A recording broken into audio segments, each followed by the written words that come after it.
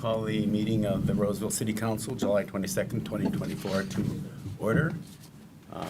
City Manager, would you call the roll, please? Councilmember Strawn? Here. Councilmember Etten? Here.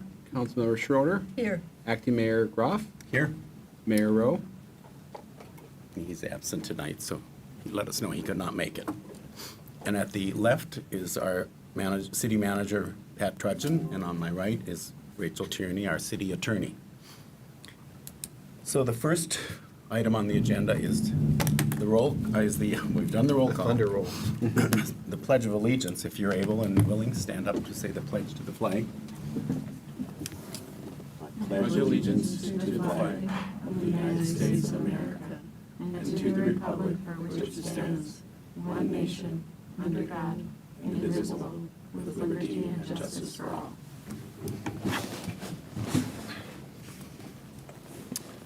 Next, we have number 3, the agenda, and if anyone wants a copy of the agenda, it's under the clock at the back of the room.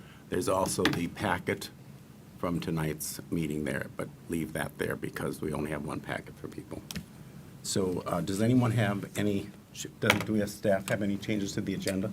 Yes, Acting Mayor Groff, I would like to have item 7D, which is to consider massage establishment license for Broomall Jap LLC, removed from the agenda. The applicant did inform us that they are withdrawing their application, so we do not need to take any action upon that application. Okay, thank you. So 7D will be removed from the agenda. Do council members have anything they want to remove from the agenda or change? Is there anything on the consent agenda that you want to take out of the consent agenda? That is item 10A through H, I believe. And those are items that we've discussed before that are pretty perfunctory. So we will vote on them as a block if no one has any objection. But if you want to remove one, please let me know. Okay. Could we have a motion to approve the agenda as changed? So moved. Second. That is moved by Schroeder and seconded by Etten. All those in favor say aye. Aye. Opposed? Motion carries. We have our agenda for this evening.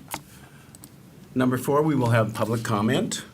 If anyone from the public would like to speak to anything that's not on the agenda, please come forward. You have 3 minutes to cover anything. If you're going to speak to something on the agenda, wait until that item comes up and we'll have an opportunity at that time.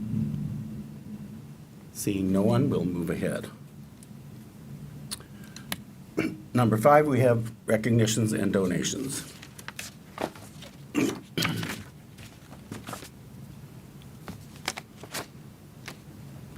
So, is anyone going to say anything about this, or do you just want me to read it? I think you can just read it. Okay. What it is the 74th commemoration of Karen Martyrs Day, August 12th, 2024. So we are going to read through a proclamation. I will read the proclamation, and then we will have a motion by the council to approve.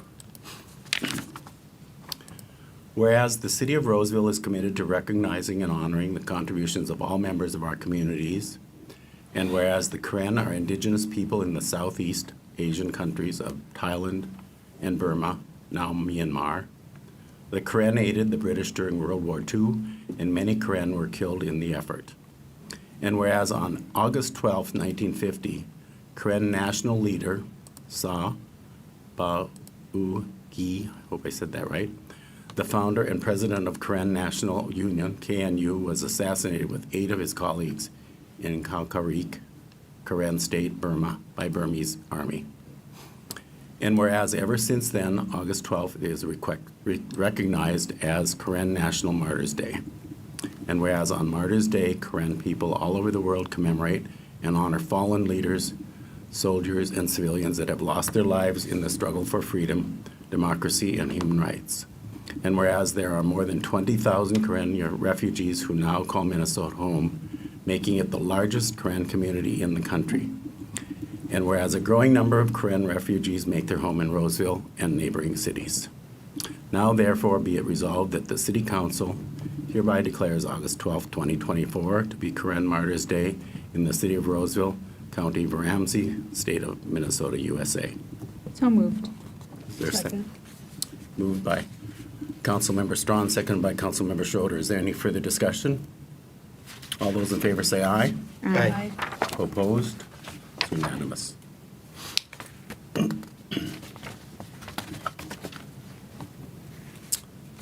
The next item will be a public hearing to consider approving the transfer of an off-sale liquor license for Spirits and More LLC, doing business as MGM Wine and Spirits. And do we hold the public hearing right away?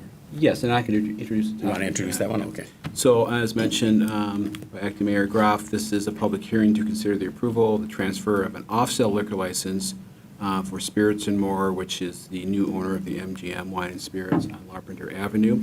So we would open up the public hearing, take any testimony from folks.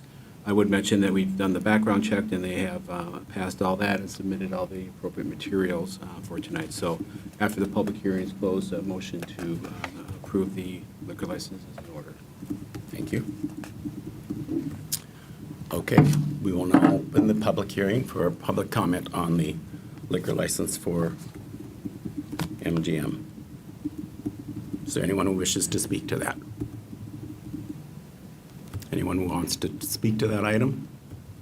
Doesn't look like it. So we'll close the public hearing, and we will move to council deliberation.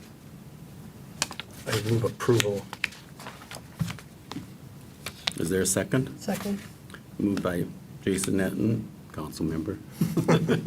Seconded by Schroeder. Is there any other discussion? Oh, I'm sorry.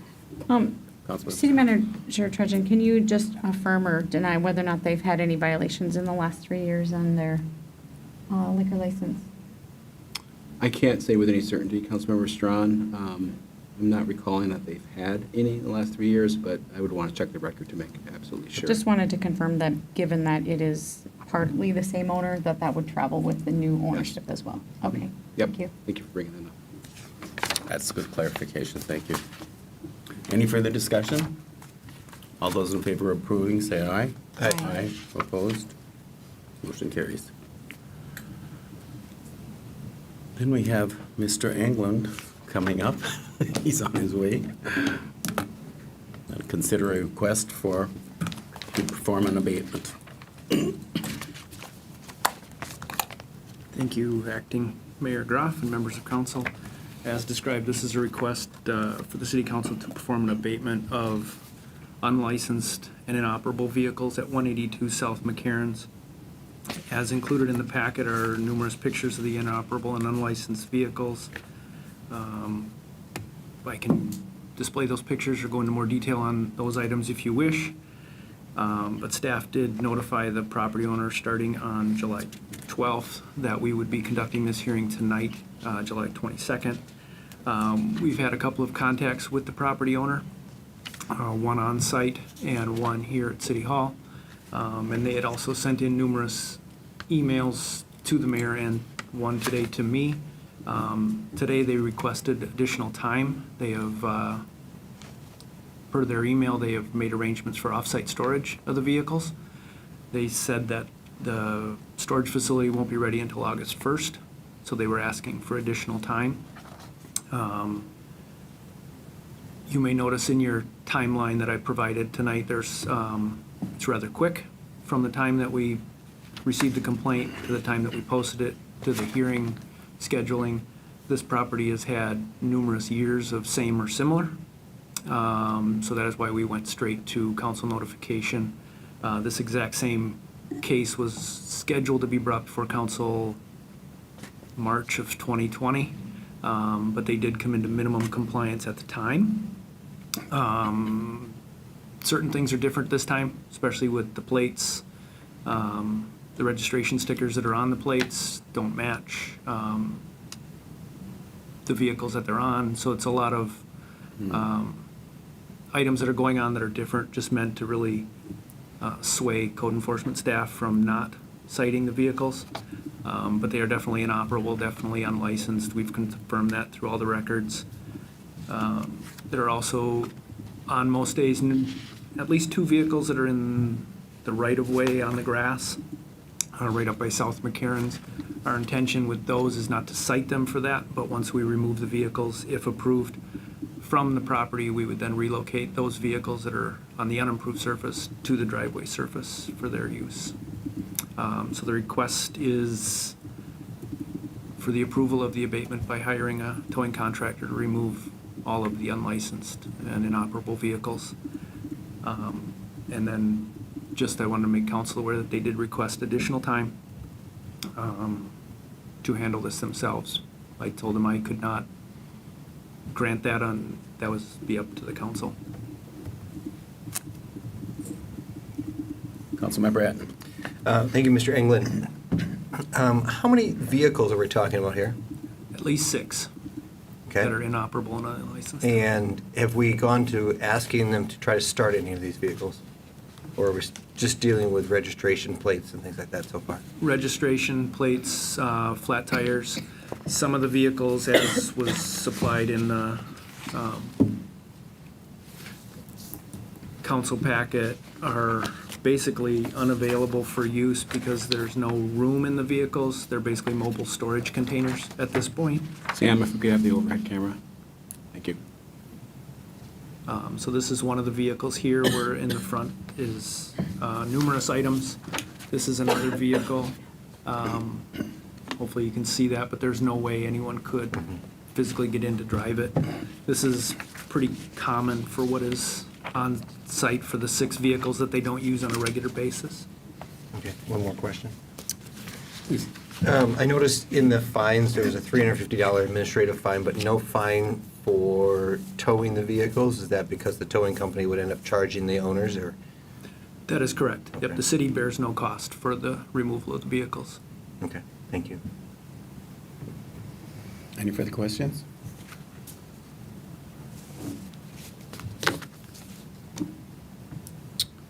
Is there a motion?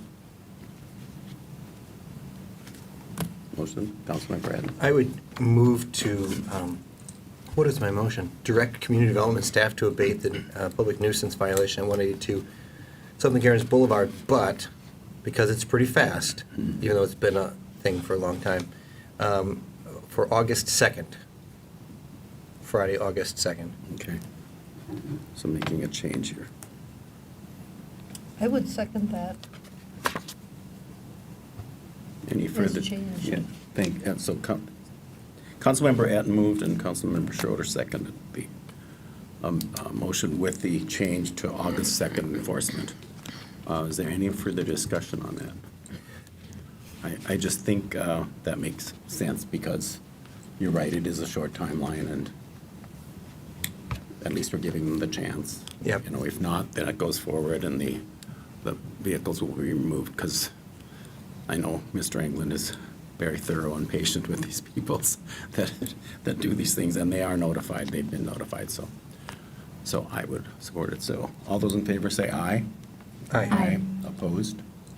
So that passes with the August 2nd date.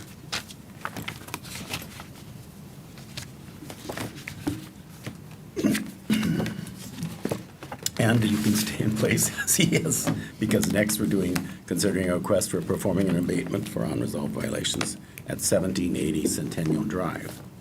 So Mr. England will present this item. Thank you again, Acting Mayor, members of council. This is a similar issue at this property at 1780 Centennial. Staff received a complaint regarding an unlicensed vehicle on grass in excess of 8 inches at this property.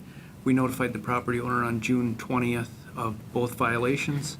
The grass, we gave our tip, what is in code, 5 days for correction of that. At that time, I believe we gave 10 days for the vehicle.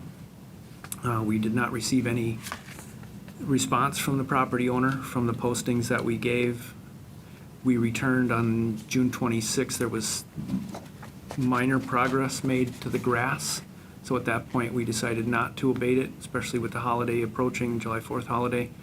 The vehicle was still in place, still inoperable. Nothing had changed there. We did return to the property on July 2nd to confirm that the grass was still in excess of 8 inches. We ordered the abatement on that one for July 8th.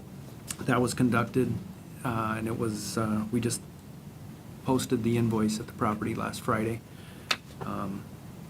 The vehicle was the same. We posted that 10 days ago for the council hearing, notifying them that we would be removing the vehicle if the abatement was approved. At that point, we had not received any contact from the property owner at all until today, after we did our last check to make sure that the vehicle was still in violation, which it was. The property owner did send an email in stating that they had plans to sell the vehicle. They again asked for more time.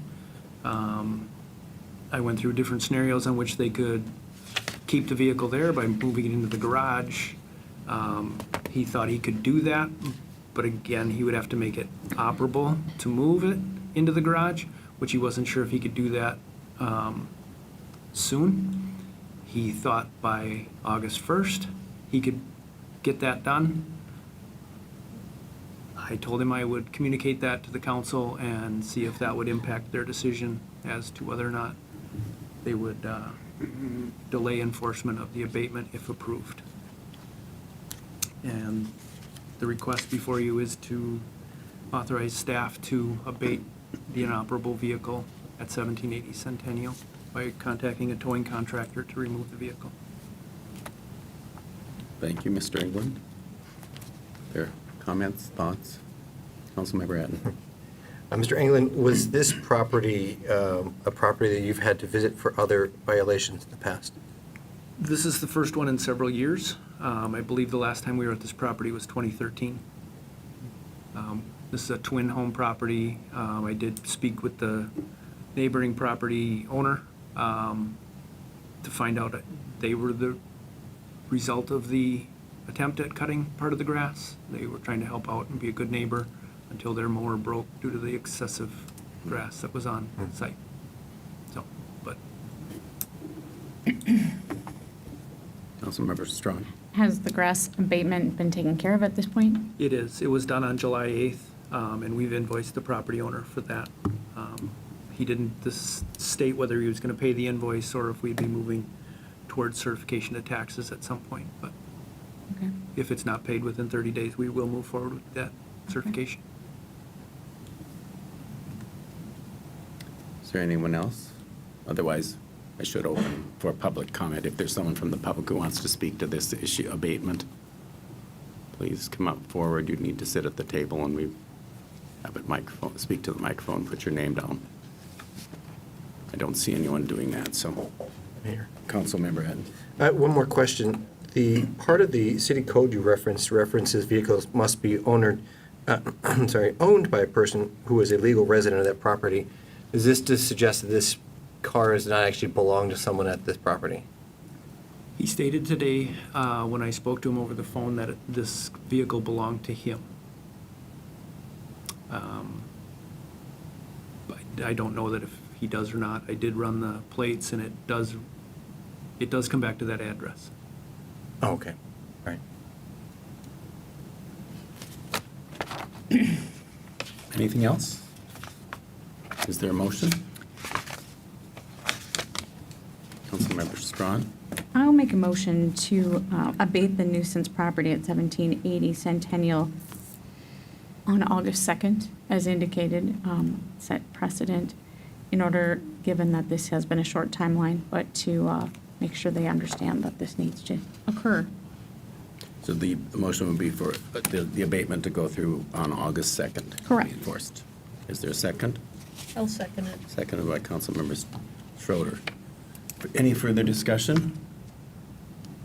Seeing none, all those in favor say aye. Aye. Aye. Opposed? That motion carries. So both of those would be in August 2nd enforcement. Thank you. Thank you. Thank you, Mr. England.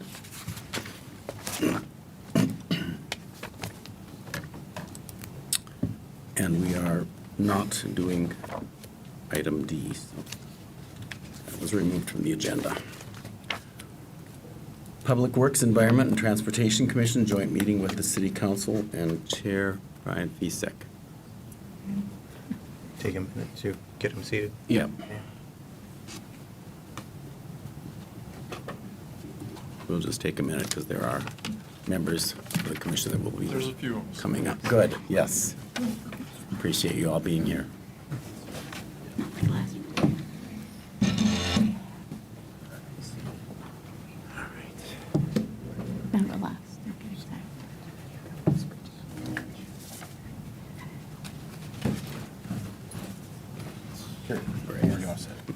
Good work. Deputy. I think that's all.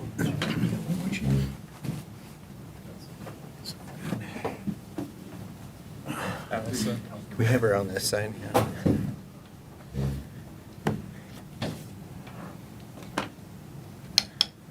Planner. So this is our joint meeting with the Public Works Commission, and we have 6 members here, and I'm going to let Chair, I think it's Chair Feastick, isn't it? Is that correct? Introduce everyone and start the conversation. All right, well, thank you. Again, my name is Brian Feastick, Chair of the Public Works Environment and Transportation Commission. Appreciate this time with you and opportunity to have some We conversations. might need to move the mic. I think it might not be picking up quite right. It says do not touch. Uh-oh. Good job reading. The mayor That was is your not first here right test. now, you're safe. We're a little more relaxed when the mayor's not here. Put a piece of paper over that. Thank you. So good. All right, so I was just saying thank you for scheduling this time and this opportunity to talk with everyone. I do have my fellow members here. I'm going to let them introduce themselves in just a moment, but what I wanted to start out with is, been here in the past before, and we've typically talked about just what we've gone over for the year, had a conversation about that, and then where we want to go next, and what questions you might have for us. So we'll keep parts of that, but I also wanted to change this up a little bit and give our commission members the opportunity to talk about their experience and just let you know. I teed this up a little bit in our past meetings, so you happen to see that. I wanted them to, think about why they were on the commission, what has been their experience, and what they've valued about it. And so I think where we can go is starting with that as a way of just, again, introducing themselves and talking through that. And then also, you tend to get a few more people than we do. We just don't have that many that attend our meetings, but it gives people a little bit more about what the commission does. We have our scope. People can read about what we do. Our title says it all. We work with infrastructure, work on sustainability, environment. Those are all things we do. Meet once a month, open to the public. Feel free to join us and really talk through different issues, work with staff, and try to be that second set of eyes for the council and do our best to represent you. So Which with- day of the month do you meet usually, just so people know? Tuesdays and last Tuesday of the month, Yeah. fourth Tuesday of the month. Right, thank For you. those rare occasions that there's a fifth one. So yeah, with that introduction, I think I will turn it over to my fellow commission members, and we'll just go right down the line here. So please introduce yourself, and then whatever message you'd like to convey. I'm Allison Luongo. I live in the northeast part of Roseville, I guess. Something that I really value as being part of the commission is learning about just the vast scope that our Public Works Department is responsible for, all the agencies that they coordinate with. We've gotten to take a lot of fun tours. I know last year we toured the material recovery facility for Eureka Recycling. This year we've toured the St. Paul Regional Water Treatment Plant on Rice Street. So we've had a lot of opportunities to peel back some of the layers behind how all of our services get to us. So I've really been enjoying that. Yeah, and my name is Ed Hodder, and I previously served on the Finance Commission, but also now with Public Works, I am learning a whole new set of skills. It's been really enlightening to see the infrastructure, the city, the extensiveness, the connectivity, environmental sustainability issues, and just serving city residents. And like Allison talked about, I really enjoy the tours. Seeing that water facility was really impressive. That's a large project, and just to see how the water gets from the Mississippi and different sources, I mean, that was very impressive. And just the the scope of that was just really, really eye-opening for me. It's been a real good experience, and I really enjoy working with the staff. The city staff is very dedicated professionals, and I really enjoy sharing insights with our fellow commissioners. Good evening.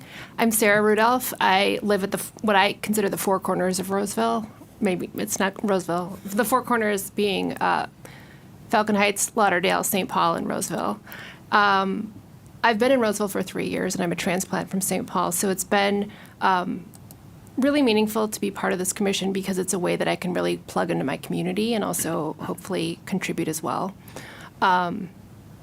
One of the things I really value just in life is civic engagement, and when people are involved in their communities and trying to make them better and trying to inform decision making. So it's a way that I really live what's important to me, and I also find that I have 2 teenagers, and I find that they ask questions and are curious and get to, oh, you're going to that city meeting again, Mom. So, but it is important, and I think it's a way of really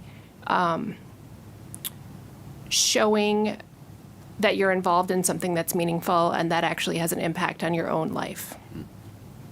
My experience on the commission, similar to my colleagues here, it has been a really friendly group. I'm new in town, so it's been really nice to be able to get to know them and also get to know the staff. I echo Ed's comments about the staff being highly professional and informed and very prepared at all times to deliver information and also answer questions. And I like to consider ourselves kind of like a focus group, right? Like we're able to really serve as a bridge between the city staff and just the public. So appreciate the opportunity to be here tonight. Hi, my name is Dan Fergus. I've been on the commission for almost a year. I think we started at the same time. And I live on the south edge of Roseville. I've really enjoyed being on the commission. It helps me feel connected to the community, both in terms of learning what's going on in the community and making me feel like I have more of a voice in it. I have a 9-year-old son. 2 years ago, I came and was a chaperone with his class for the field trip, which was enlightening about city government. But I feel like I've learned so much more by being on the commission, which has been wonderful. Also, with having that 9-year-old son, I think a lot about the environment and what direction things are going in. And it's been really nice both to be on this commission to have a little bit of a voice in that, and also to see all the things that are happening through our city and with our city government. The things like the Green to Go and the solar campus and things that make me feel quite hopeful. And then, like Sarah was saying, I also really appreciate my son seeing that his parents are involved in the community and have a civic responsibility. And I don't know how much he thinks about that, but he sees it, and I'm sure he's inquisitive. He's taking things in. Thank you. I'm Carson Bauer. I'm a youth commissioner for Public Works, and I've only been there for a few months so far, but definitely learned a ton, much more than I thought I would. And it's really given me a new appreciation for, how construction works, the process that happens to approve things like that. More than just the building permit. There's also sometimes working with different cities or the county to build things. So learned a lot that way and really been more in touch with what goes into city infrastructure and new construction and transportation and all those things.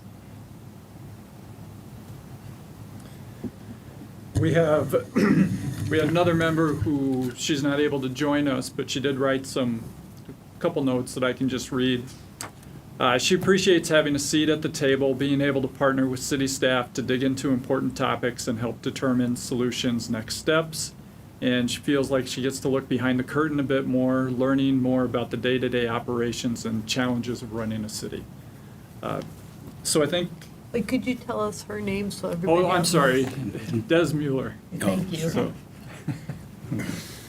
Should have had that at the start. Apologize. Okay.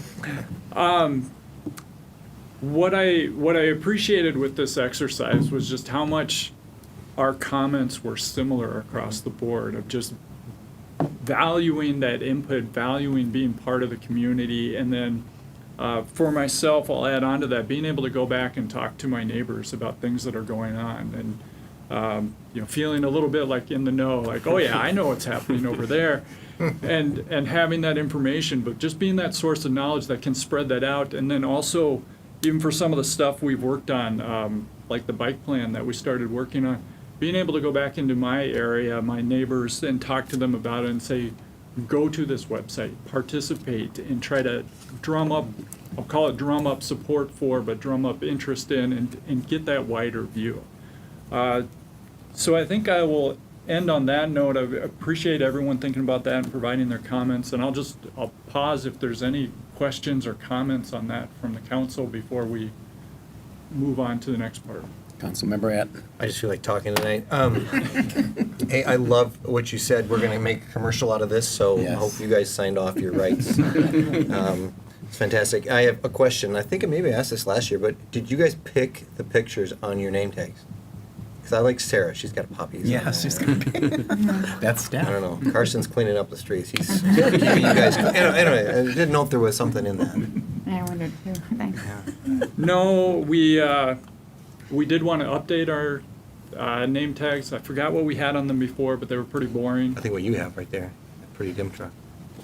No, it was before that too. Oh, yeah? We had something else, but we asked staff to jazz it up a little bit, and Yeah. they responded. So it All worked right, out all well. right, excellent.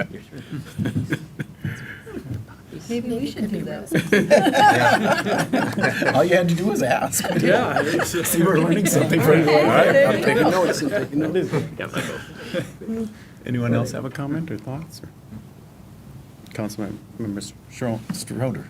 You know, I'm really happy to hear the positive comments you're making, and that you're feeling this is making a difference, and that's exactly what I want to hear from our commissions, that you're feeling part of it, in the know and engaged. But then on the other side, I know us sitting up here as council appreciate and value your input too. So you're right about being a conduit, because not only are you to the wider public, but then you're also the conduit this direction too. So we do appreciate all your thoughts and ideas, and then positivity particularly. So thank you. And I just have a quick question for our youth person here. So what do you think? Are you happy you joined? Yeah. Or did your dad make you do it? I did learn about it from him, but I did want to do it myself. No, I'm just Excellent. teasing you. I remember looking through all the committees, and I thought, Public Works was what I'm most interested in, or just resonated with me the most. Good. Okay, just disclosure, he's one of my neighbors, so that's why I can tease him a little bit, so. A little bit, but that was enough now. I'm gonna use my gavel again. I want to say one thing about when you said spreading the information to your neighbors. That actually is very important to me as a council member, because we, of course, try to do that as much as possible to get the word out on what's happening. But it also helps to have you do that too, because you are the voices that come through the neighborhood to us, and so we learn from that. So we appreciate all that work. Was there anything else? Were there any questions on the? Oh, they're going to talk. Okay. Yeah, I did have a couple more things to add. So I just wanted to get that first part out and just, again, take it in a little different direction to share that. And for anyone who's here or listening, it is a good gig. You do learn a lot. So I would keep encouraging people to apply for any commission. Ours is the most fun, but they're all pretty good. And it is a great way to get involved with the city. So the next part that I wanted to turn to, again, it was in your packet. You've got what we've gone over from the past year, but more importantly, we wanted to look forward and think about what we're doing over the next year. And some specific questions we had. Wanted to get back to the speed limit discussion, just where you're at on that, if we need to take a next step. It's been a little while since we've had a conversation on that, so just wanted to gauge where we may or may not be on that one. We've had a lot of interest in how we can better work with our other commissions. There's a lot of overlapping topics. For parks, we've talked about trees on our side a couple times, and we see some commonality there. With finance, we've looked at maintenance funds. We're interested in how we're going to continue to maintain our streets and how that might overlap with future financing. And then planning, there's sustainability things that reach both of our commissions. So wanted to get your thoughts on how we can better collaborate with other commissions, or how you might see that moving forward. And then basically just other topics that we have not hit yet that you think we should be looking into. And again, as we look forward over the next year, what have we not gotten to that you would appreciate our input on? Do you want thoughts on that now? Yes, please. Anyone have an opinion on how they can better collaborate with other commissions? We've talked about this before, but I don't know if we actually have a process in place. Go ahead now. Councilmember Strawn. I know at one point we talked about maybe the commission chairs having the opportunity to have, some time together to kind of figure out where that intersection is. Obviously, once two commissions come together, suddenly there's a lot of people with a lot of different ideas, so it can be hard to make things super efficient. But I feel like either the chairs could have an opportunity to connect with one another, or the department heads who are involved maybe would bring forward that opportunity, like, hey, this might be a really good, maybe just thinking about it a little bit differently, like maybe this would be a good time when we could overlap with this other group and if not share a meeting, share a conversation between meetings on how something, of course, it takes a lot of lead time with you're only meeting once a month for there to be a connection on that. But obviously, some of these things are 20, 30 years down the road. So it's not like it's going to matter if it's one meeting or two meetings to get that time. But again, I do appreciate your asking, and I think it's really, it begs us to find a way to make that happen. Councilmember Hatton. Yeah, thank you. Can you remind me for your sustainability super meeting, is it just you, or are there members of the Park and Rec Commission who also attend that? That's just us. Okay. I think at some level, there are columns for this work that make sense to blend, but it's really hard. I like the idea, and I think you're right, that I've talked about this before, where chairs could maybe be meeting, even if it was once a year, to look at, hey, take what you're presenting right now and sit down and say, where do we work together on both everyday things, the CIP and the recommendations come from that, as well as any specific things. But I think it's also hard to ask all of you what could end up being multiple extra meetings for both groups and staff to figure out spaces and times and things like that work. So I think it would be difficult to have a regular full body that's meeting, but maybe it's chairs and co-chairs having a meeting once a year or something like that, looking at your yearly plan. And so that might be something. I also think it is something that staff can work on, in the sense that you would give one perspective on the CIP for roads and water and sewer and things like that. Finance Commission does something else, but in our packet, we end up with the stuff from both of you, ensuring that it's not just coming from the Finance Commission, for example, giving a recommendation on the CIP, but those folks who are in the middle of the actual, where the money goes, are also providing that feedback. So I think that's a different way that could come back to us, making sure that your voices are heard in that. Councilmember Schroeder. Yeah, actually, I would agree. I think the chairs is a good place to start. I'd almost take it a step further, that once you come up with your agendas for the year, that the chairs all get together and compare them and see where there might be some overlap on some of the different things coming up.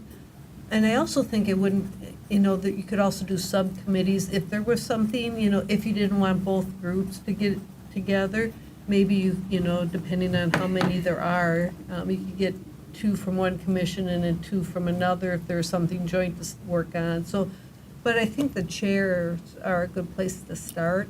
But with that said, that doesn't mean you can't talk, if you're somewhere and another person's on another commission, I would encourage having conversations because then you can come back to the chair and say, I talked to so-and-so on the Parks Commission and they're working on this and maybe we should check it out. And that way, so I do encourage any kind of that level as well. But yeah, it's hard for all the commissions to get together on that side of it. I would say, the other thing I would say about what to add to your list, the city is going to be going through some strategic planning. We're going to do some long-term things here. And so I would say, I would like to get through that and see where the priorities fall out from that to figure out maybe some other projects coming through. And it looks like we're going to be hopefully getting a consultant picked in beginning of August, and hopefully we can get that going. And there might be not only are we working on that and putting it together, but there might be some opportunities for input too. So I guess that's where I would say, before we start changing and adding things, I'd like to see us get our plan together first. Anything else? I would definitely echo everything that's been said. My concern would be, we have to do this in a time-efficient way for you and staff. So that's why I would really prefer the chairs, probably not all the chairs of every commission unless you feel that's necessary, but at least of the commissions that you see some overlap when you're looking at just what you talked about, Chair Fisick, with the items that you were mentioning. I thought those were all spot on. And of course, we have we had the Emerald Ash Borer issue with the trees, and that was overlap with you in Parks and Rec. So that's how I'd approach it and see how that works. The strategic plan will be coming forward, but maybe we can do a little bit of each of it together, not wait until it's all completed, because that's going to be a bit of a few months out Yes, but yes. process. But you could have input there, perhaps. I don't know what the structure is going to be, but Councilmember Schroeder is on the subcommittee with that, so we'll have more information soon. Councilmember Strong. So I know you asked about the city speed limits, and I remain interested in looking at that myself, just because St. Paul and Minneapolis join us, and they both have instituted a lower speed limit, so being adjacent to them, it can get hard at times. Of course, we have so many limitations with state and county roads within our city that may be the ending point on that. It may be really hard. Obviously, Chair Fisick and I live close to Snelling, and so last weekend was one of the least likely weekends we enjoy in the whole year with the Hot Rod Show. And so there's a lot of people who are avoiding construction sites, going down random roads. Your road especially has been plagued this summer with people getting to one end, realizing they can't get through, and then hot rodding it. I mean, just going so fast. I don't know that a sign would stop them, but I don't think that's a reason to not ask them to abide by city speed limit. We put stop signs up and expect people to stop for them, and we know that not every person does, but that doesn't stop us from putting a stop sign. So I don't want to say that enforcement, there's some just being a good part of the human chain of people in your community. Other things that I think would be really interesting, and I agree with Councilmember Schroeder that we would want to follow what our city aspirations are and what the folks say, but I do think would really like to see how more public charging stations could be part of our infrastructure as those charging stations at Target are constantly full with people waiting. So clearly they define that there's a need, at least in that area, for more things like that, where people could have spaces on a city street where they could utilize it. I've done a lot of traveling in Chicago and New York this last few months, and I feel like there's a lot of great bike lane innovations where you have both traffic on one side of and they're green, and they're really specific for safety. I just think there's so many bike, and I appreciate the bike study, but I hope that we really think creatively and don't just put more of exactly the same. I was disappointed when I saw Roselawn looks exactly the same as it did before. They redid it as a county, obviously not us, but it didn't change. There's nothing about the traffic pattern that changed in that redo. So I hope we can think creatively and come up with more. There's innovations and there's things out there. And then just, I appreciate that you were continuing to be part of the walking connectivity and the paths. I think there's just big sections where you kind of take your life into your own hands and you throw yourself out into a public walkway.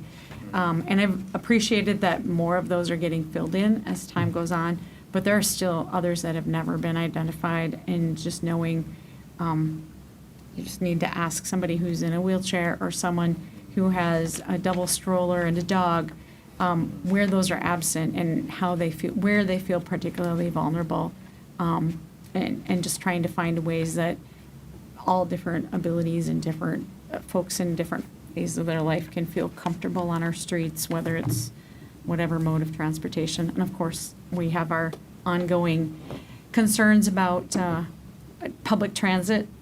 I work in Northeast, and I was trying to help a guy in St. Paul off of Rice in Maryland get to work. And the guy should just move, because there's just no good way. I was like, okay, well, you could take Rice, and then you could, nope, you can't really get across to the Roseville Transit Station, no. Well, you got to go into town and and it's just anything that we can do to have that hypermobile, that hyper-local transit, and know, they've been doing pilot projects in St. Paul about point to point. If we're starting to do that, then just love your opportunities to learn about it, tell us more, get that info out as much as we can to make sure people actually try it out, and maybe we can be the epicenter where some really cool things happen. Anything else? Councilmember I'll Adams? add to that bike path thing. I had several people I know take part in or the survey or go on the biking tour, and the staff did a fantastic job from all reports. And I think that points to some of your points is really just about us working with the county and the county being a good partner. And it can be hard to make that happen because almost all of our roads that connect from here to there are not ours, right? So yes, having a path, a bike path and a pedestrian path plan is great. We have to continue to work with our partners and continue to knock on their door and say, hey, because we have a list of paths to do, but we own almost none of them. And we've put a lot of Roseville money into them, and hopefully we can work forward, but that's a lot about working with our partners, as was noted by a few of you. And it is election season, and there will be several commissioners, so when you do talk to them about running, these are things we can bring up to them. Good idea. Because there's a change, there's quite a bit of change happening at the county level, That's true. not in our. Not on our own. No. But Anything else? Did you have other items along to go through? No, I actually just wanted to have this conversation. I mean, we're looking forward to, again, you've got our information in there. We're looking forward, particularly on some of the education stuff, trying to educate ourselves and our neighbors as we move forward, dive into some more things. One in particular I know that was talked about was the Lesmo May. And we've done a good job of advertising that, but now we need to worry about the cleanup as well. So when people are mowing their foot-high lawns, it doesn't just end up in the street and down the sewers and everything. So I think there's a good education piece there. I'll stop for a moment. Mayor, acting mayor. Yes. I think it would really, my daughter is an extension horticulturalist and did a lot of research on that particular topic. And so I think it's okay for us to maybe take a pause and just do look at some of the research again. Noel May was established in a zone 9 climate, so it is actually August in our equivalent. And we don't mow much in August because it doesn't usually rain that much and it's hot.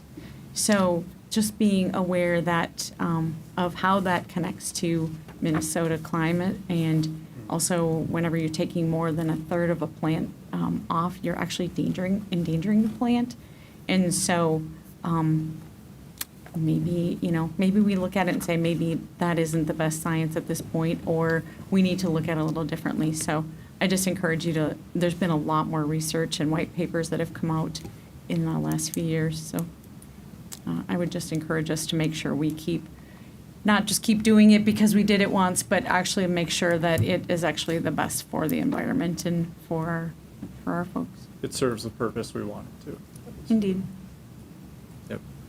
Councilmember Schroeder. Yes, I would agree with Councilmember Strawn. I too had seen some more research on that, and I was going to bring that up as well, and that may be something to do a little more research on your end, because now it sounds like not only is it that helpful, but in a way it's even causing another issue with this, clogging up, our drains and things. So maybe there might be a few reasons we need to revisit to see if there's something else we could do besides that. So that might be a good project to work on, since that's something sometimes you do something and, we've always done it, but it's always good sometimes to pause and take a look, like you said, is it accomplishing what we really wanted to accomplish? So, yes, I think that would be really good.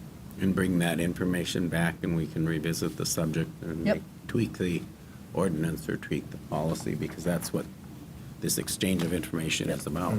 Yep. And enough time for us to educate the public. Yeah, before next spring. Yes. February.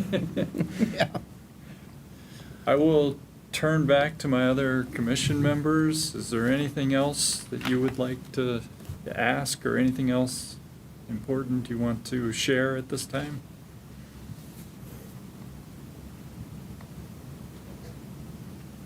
I've got a couple of ideas. A couple of things I've been thinking about is some of the issues of financing options for residential sanitary sewer line replacement.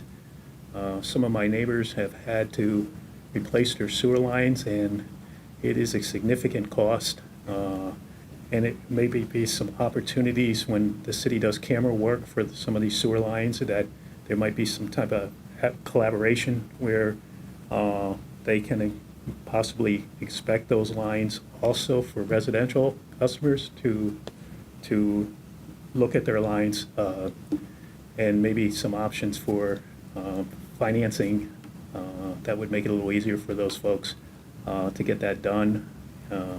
Like with some of that resin technology, would be a lot easier to do that for residential customers when we're doing big projects, to begin that process. And just the other issue, connectivity, is fiber. I don't know what the fiber policy is for, what that's going to look like. I'm just curious about fiber, and just potential solar future installations with city facilities and public service buildings as we're thinking about that campus for Public Works, to make sure that could be a possibility for more city facilities to take advantage of that financing for more solar on our roofs and infrastructure projects. So those are just some of the things I've been thinking about and that I've heard from the community on.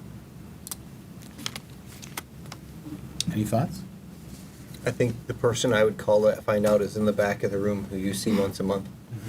So that'd be great things to talk about in your commission, I think, actually. Yeah. There's some answers to some of that, but are there other things that could be great research? The sewer lines catch my attention because with my day job, that comes up, and it can be a very, very big problem for someone who doesn't know what's going on in their sewer line, and all of a sudden it's a $6,000 or an $8,000 bill that they had not planned on. So I would appreciate any information or solutions that can be brought forward, and we could discuss them. Anything else? I think I have one more thing. Okay. So Councilmember Strawn, you'd asked us to look at transit a little bit more. How do we encourage people to use it? How do we create more connectivity? For background, I am an engineer and I work in transit design. So just something that always comes to my mind is just transit and land use are inextricably linked. So just as we're starting the long-term strategic planning, just to consider how we want to structure our land use to encourage more transit, it is kind of a chicken and egg situation to some extent, but like if you want Metro Transit to be interested in building transit, we need to create the land use that will encourage transit to come. It doesn't, with them, it doesn't necessarily work the other way around anymore. So that's just my 2 cents. And I know that maybe not everybody in the community wants the same thing, but I think it's important to know that that's kind of hard to have lower density land use and high quality frequent transit at the same time. So it's just something to be aware of. Thank you. Anything else? Any questions? While we're on the subject of public transit, I think the issue of public safety is paramount.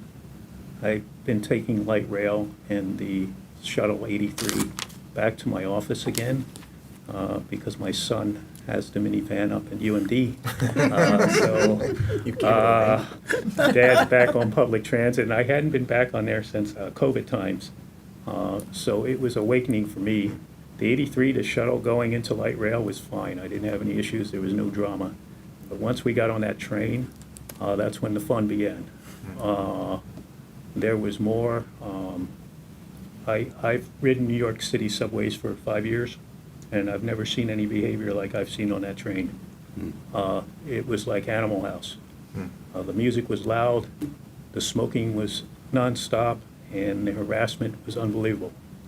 And that's from someone that had ridden trains from Manhattan for 5 years, and I never felt unsafe. And that was the most uncomfortable I felt going into the office on light rail. And the tricky thing on the train is that you're a captive audience. You can't get off the train unless the train stops.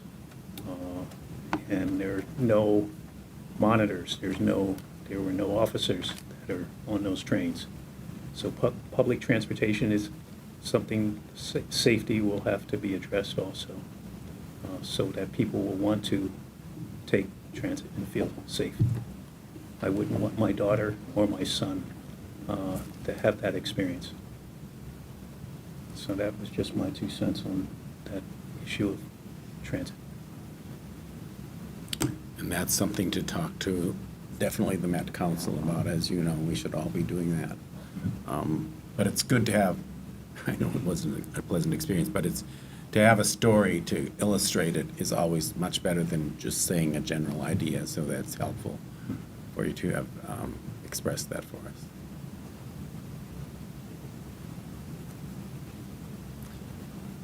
I think that wraps it up from our side. So unless there's any other comments from council, I'll express my appreciation again for having us here and for allowing me to continue to serve on the council or on the commission. I've really enjoyed it, and it's been fun coming back and having our conversations. Well, thank you. Thank you all for Thank you. your work. Yeah. Yeah, very helpful and useful to connect. So, and if you do have things during the year, you know, we're all available, or you can always talk to staff and they can get information to us too. Thank you very much. Thank you. Take a Thank minute you. for Thank you for your time. to rearrange themselves. And we'll return to our agenda. All right.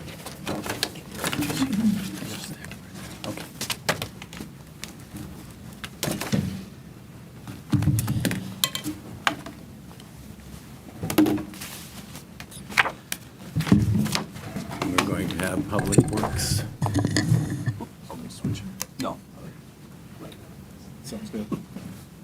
Director and Ryan Johnson, I don't remember your title. And so you'll have to. Environmental manager. Environmental manager, thank you.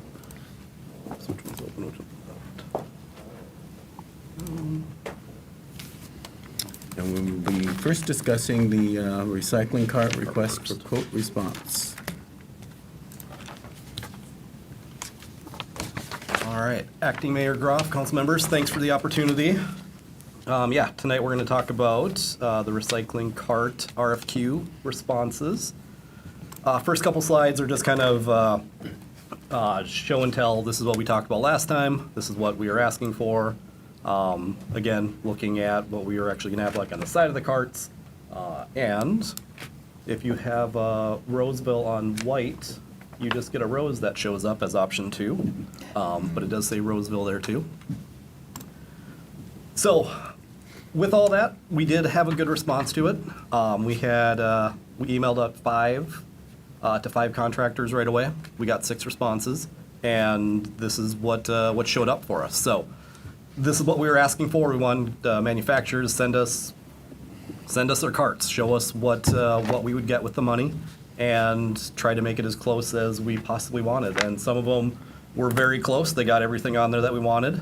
A couple couldn't get them turned around quite in time. One manufacturer sent us 2 plus another lid plus a bunch of educational material to try to get it as close as possible. And we did get one gray one that kind of stands out. But overall, we were very happy with what we got. There was a lot of interest. And what we were asking for is basically this number of carts, and this was what our estimated costs were kind of on the front end. We were just looking for taking our numbers, getting them updated. So our initial cost as we were looking at all this was about $744,000. And we were looking at a maintenance cost of about $52,000 every year based on our estimated cost if we were looking at 7% maintenance, replacing carts every year. So this was what I kind of shown before. And the reason we were kind of looking through all this is as we start looking at the vendor-owned to city-owned, there's a big gap between the two. And this kind of really shows up, at least for Proposer 1 and Proposer 2, from our 2017 RFP for the recycling. You know, that's a lot of money on the table every year just for having a contractor's carts out there versus our own carts. Obviously, in 2021, we only had 2 responses, and kind of the same thing where it's like we see a big difference between vendor-owned and city-owned.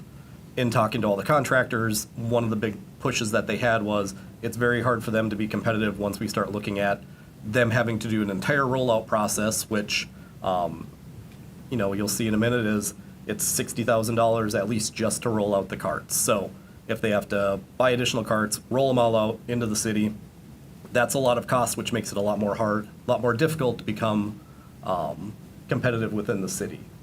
So once we started looking at average savings per year by taking that 2017 numbers, over the 15-year lifespan, we'd look at about almost 1.7 million that we could potentially save if it was just, you know, kind of a one-to-one. Obviously, we would have maintenance costs, we'd have some of these other additional factors, but once we kind of compile everything together, over that 15 years, we should be around, the cost would be about $1 million, and our estimated savings would be just over $500,000. So that's just for keeping the city-owned carts and implementing them here. The one thing that we don't include in this too is every time we have to actually roll out a new cart and the old carts have to get picked up, the contractor has to assume probably about $100,000 for doing that process. Again, that's just one more cost that they build into our collection services. So they assume that every, you know, whether it's a 3-year contract, 5-year contract, there's going to be an additional cost in there that they're going to assume that they are going to roll out carts, they're going to have to pick them up, and they're going to have to do it somewhere else. So this was kind of the big impetus just for us to start looking at the carts. In the past, there was some interest where, you know, owning our own carts seemed like something feasible we could do. So with the RFQ, we went out, we got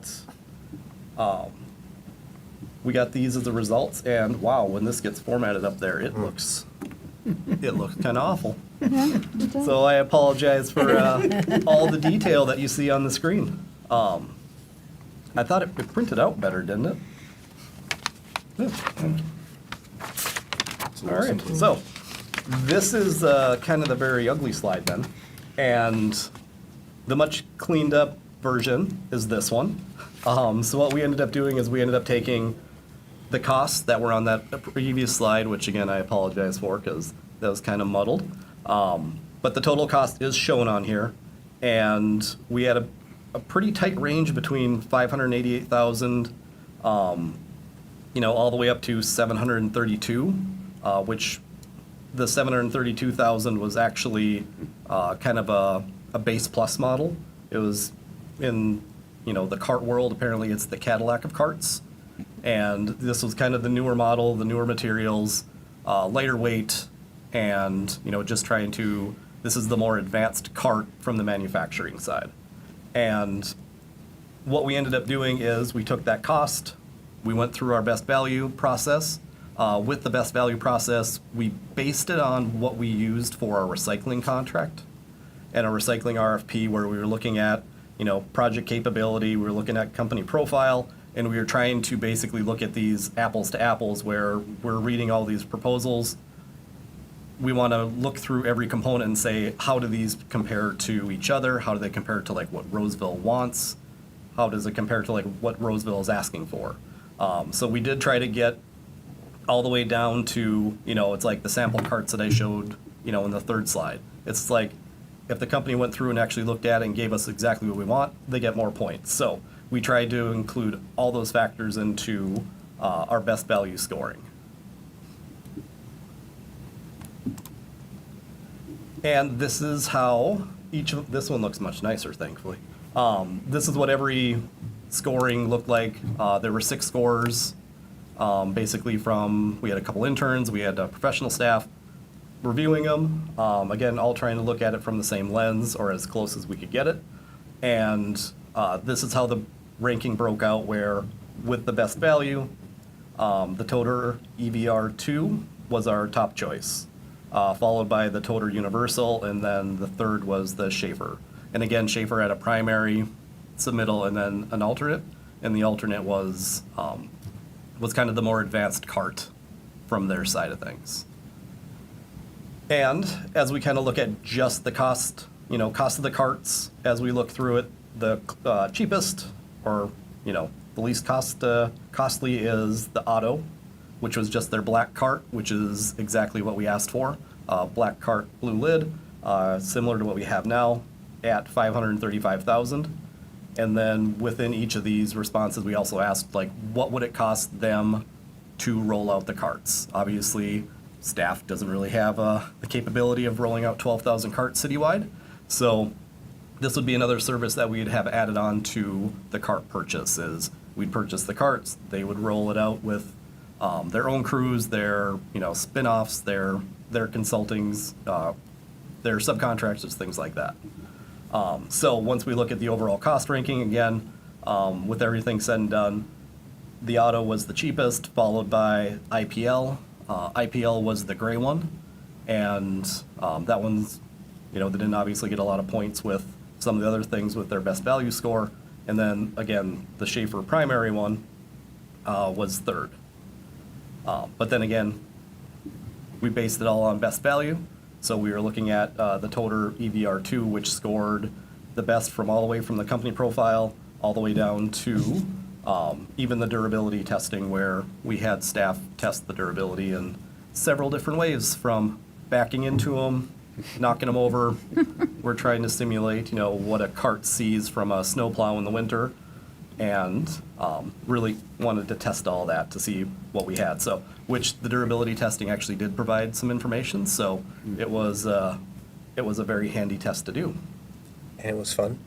And yes, it's we had numerous volunteers in our streets department that were very ready to help me out with this. So That's good. thanks to them. They did a nice job with the research part of it too. They did take notes. They did jot down things. So it wasn't kind of just a smash and grab job. It was well thought out and put together.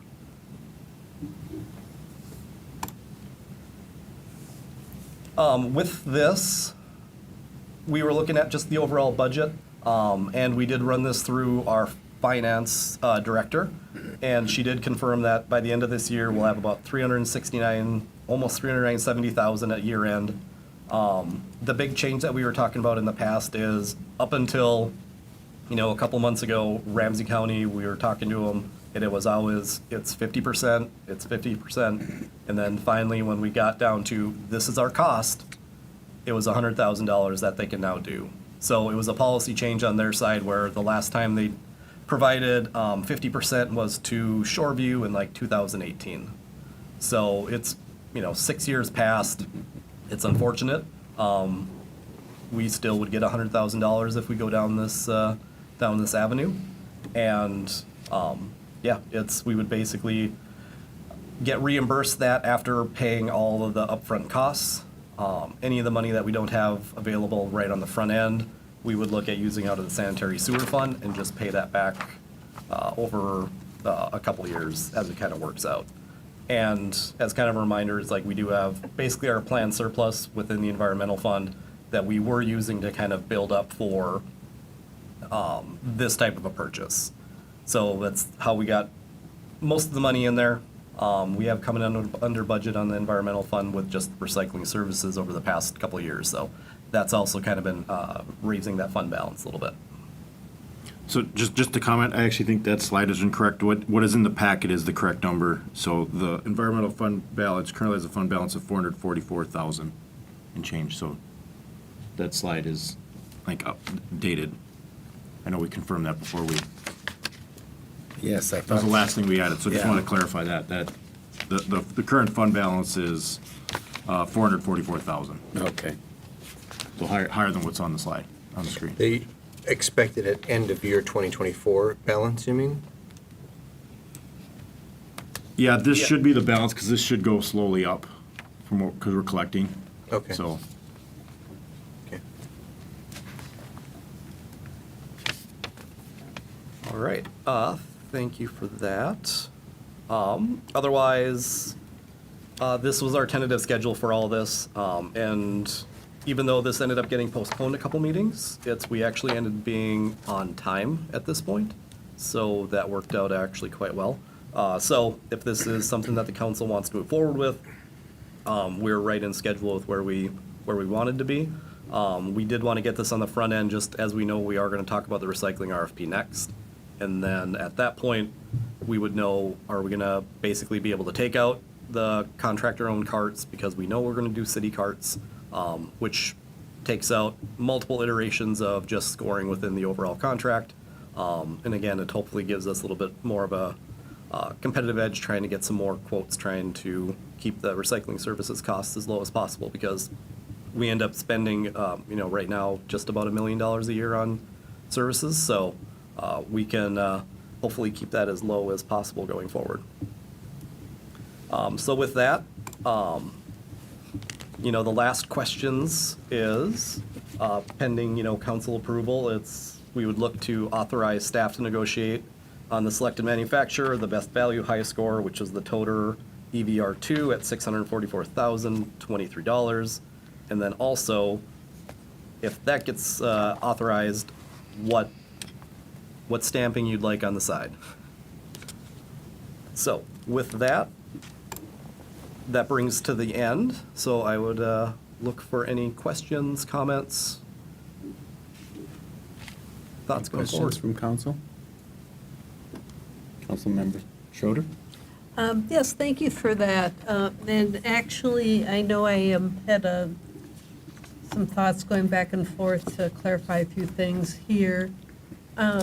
Just to say, I do think the pricing weighting could possibly be higher, since we are using taxpayers' money to do this. So I just having that as 10 in possible everything, I thought was a little light, but that's, here nor there right now. But I just wanted to comment on that. And then I was concerned about what was in the company profile. That one was a little vague when I was looking at it. But, once I got the answer, it actually, in a way, it's a capability profile is what I read that to be, not so much a company profile. So what you were talking about was making sure they were going to be able to do what we want them to do. So then when I found out that that was more of a capability versus just their profile, that helped with that. And then the value add piece, that one, again, it was a little vague for me in the packet, and I did get the answer for that. Because I was a little concerned about what we were going to get for this additional money between, you know, the value added and then, you know, our low cost, you know, auto. And so, but then finding out that actually part of that value is an additional 2-year warranty. And to me, that's almost adding money to, so in a way, that almost has to be subtracted from their score, not subtract, but because it's almost like that was an additional thing we're getting, and so to me, that helped. But again, it was in value add, so it was a little hard. In a way, you guys should have told it that, say, well, the reason we put this big score for value add is because they're going to add this, and that's going to save us money. You know, I think the email I got was that it was going to be like $45,000 or more a year for an additional warranty that we wouldn't have, or replacement things. So in a way, then it made more sense to me. So then I got more comfortable with that. So actually, so those are just some of the comments I had on it. Councilmember Atten. I agree with everything. I think we sent similar emails to you today, and I appreciate your quick and intelligent responses to all those things. I think that 12-year warranty offered by the preferred vendor absolutely is a huge value for our city, especially we look at year 11 or so when more things might be falling apart, so it may be worth more than $45 a year. So I appreciated learning that. I do also wonder about some of these things getting almost any weight, like color chips and things like that, versus cost and company profile, thinking about their ability to carry through. For me, when you're getting a widget or a recycling can, those are hugely important things to me. The quality of the can, can you produce these in a good way and roll them out in a good way, and how much they cost. Because I just assume in the specs when they buy them that they're going to put the thing on the side we tell them to put on the side and things like that. So I think in the future, as we look at buying widgets, we think about how this weighting might be done to really reflect what are the core things we're looking for versus what's baked into an expected contract. Yep. But I am supportive of the staff recommendation. Anyone else? Nothing? Nothing else. I don't think I have any comments. I thank you for the pointing out the warranty. That made a lot more sense once I factored that into. And this is just for informational purposes. Did we go over these numbers of how we were weighting the different aspects before, or was that after we discussed it last time? This would have been after we discussed it. Okay. We were still working on the scoring matrix and everything at Okay. that point. Okay. So yeah, it was past that, but now we have it noted for next time. Good. Any further discussion? Questions? Open to public. Oh, thank you very much. Anyone from the public who would like to speak to this issue? Anyone from the public? Seeing no one, we will proceed. Any further discussion on this? How should we, let's look under requested council action, a motion to approve the quotes and authorize staff to negotiate a final contract with Toter. Motion to LSE to purchase their Toter EVR 2 carts is the, oh, sorry, Councilmember Strong. I just wanted to know if we needed to decide before or after about the logo, if that is part and parcel to part one, or do we finish part one and then we talk about the logo? I think it's okay to be in part of the same motion. You know, Okay. I think we should, I like the rose. I don't know if 2 colors is needed. I would assume that that's more expensive. But I do really like that it says property of. I do think it's so easy for people to forget that this is not their cart. Even over the weekend, I saw people giving away old recycling carts, and granted, they're no longer, or bins, and granted, those are no longer in circulation, but there's just some kind of misunderstanding, like, I pay for my garbage carts, these are mine too, and just an understanding that if it says property of the city of Roseville, it just doesn't hurt to say that extra piece to remind people it's not theirs to give away, and to have burn their leaves or anything else in it. So I don't know if those are hard and fast, what the options are, but, I was looking at the ones that were in the packet. I don't see the two color on what you have here on the screen. The rose was a different color.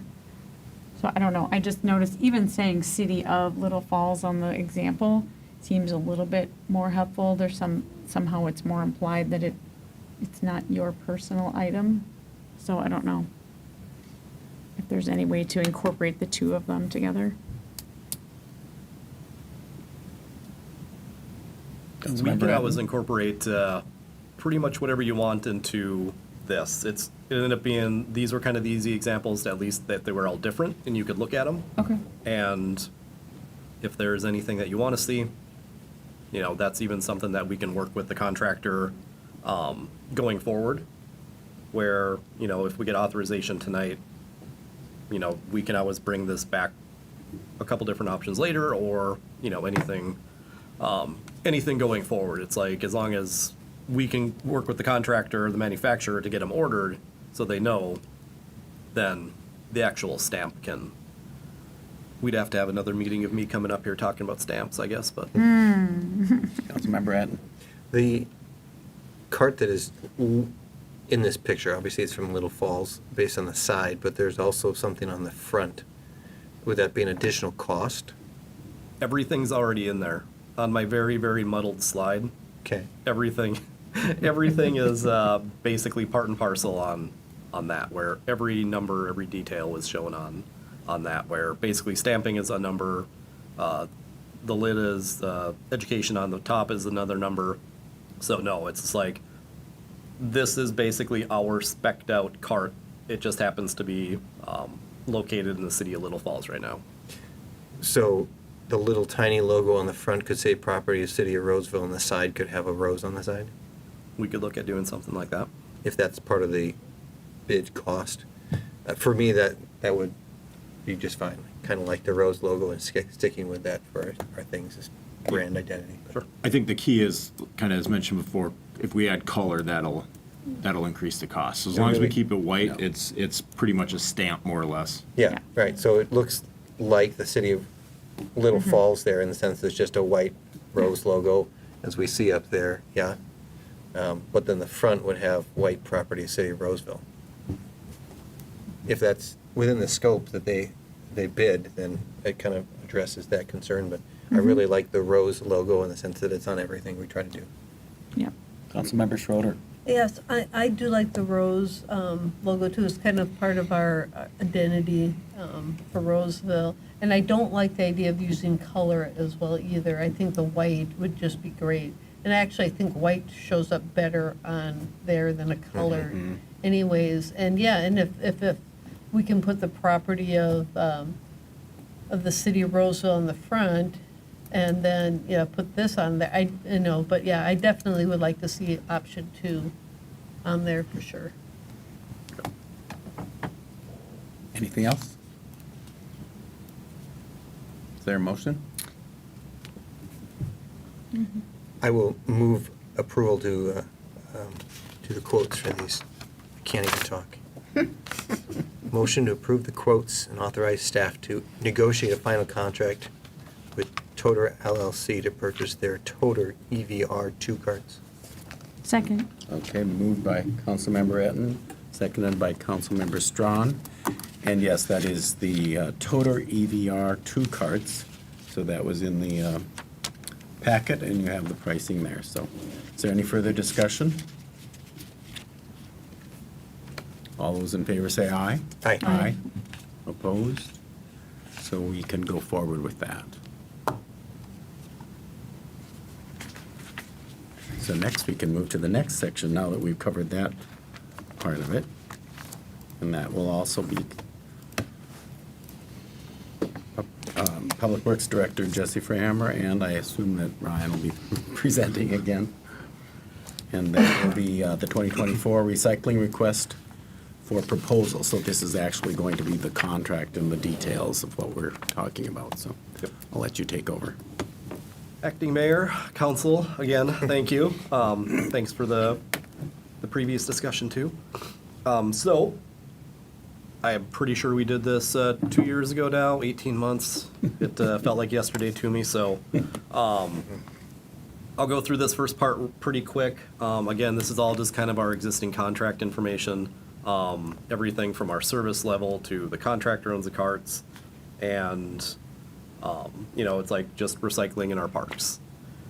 As of right now, we're looking at doing just basically general updates, just trying to get the state of the science on the language. Again, thanks to Ramsey County and Foth Environmental for being kind of the two consultants on this. We get to use Foth to help with all these updates, compare ours to existing and newer ones coming out. So it's nice to have the discussion with them, who's working on a lot of these RFPs all the time. So what we're looking for this next term, we'll basically ask what we did last time. We're going to look for the 2 different years, whether it's 3 or the 5 year. We'll have them give us a revenue / risk share again, basically what it would cost for them just to collect it, and then also give us an option if they collected it, and then we actually would share some of the, in the past it used to be revenue. It's turned into a little bit more of a risk share model with just kind of the commodity market, but as you'll see later on, it has a little bit of benefit even if the prices are low on commodities. And again, we will be able to strike out the city-owned cart or contractor-owned carts on this. And again, it's like with our draft that you've seen, we did take out all the contractor-owned carts in there. Otherwise, keeping service level and all of our other educational, including zero waste events, pretty much the same.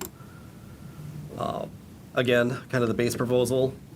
These are what we'll be asking for. And as an alternate, we will ask for the revenue share. This helps keep it nice and clean for when we start looking at kind of the apples to apples comparison. And nobody is required to give us the alternate. We always ask for it.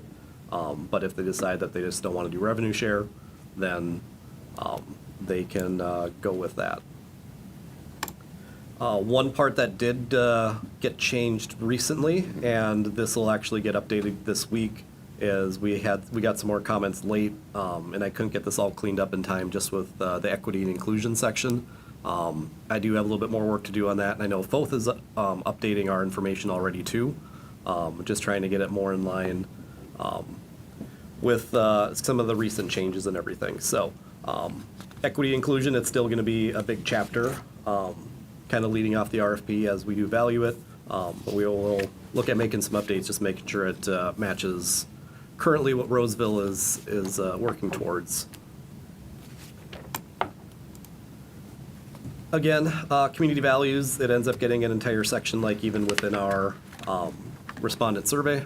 We want a questionnaire filled out, tell us what they can do to make sure Roseville residents can recycle, make sure that everyone has the opportunity to be educated about it, make sure we have as successful a program as possible going forward. And one of the other components is the scoring. This is the scoring that was approved the last round, the last time we did this. And there were, we did have some different numbers in there previously where we were looking to have community values and kind of the equity components higher and have a little bit less in price. But that wasn't accepted as is. So this is what we used last time. So if there's any comments on this, this wasn't run by you in the past too. So it's like if there is comments on just this section on the scoring, love to get some feedback on that. This is our current cost in units. Again, just kind of giving you kind of a short little timeline on what we've been paying annually. As you see from 2014 to 2021, we had a very nice pricing, and then the commodity markets kind of went completely south, and now we're paying almost double for the same service. So as Eureka's costs went up, obviously throughout that, and it was across the board. It wasn't just their cost; it's everyone who we were talking to, including like Walters, who submitted last time too. Everyone's costs were in line. So. But as you can see, it's like we pay everything from single family, multi-unit, all the way, we have a different pricing structure even for parking lot, all the way up to a pathway in a park.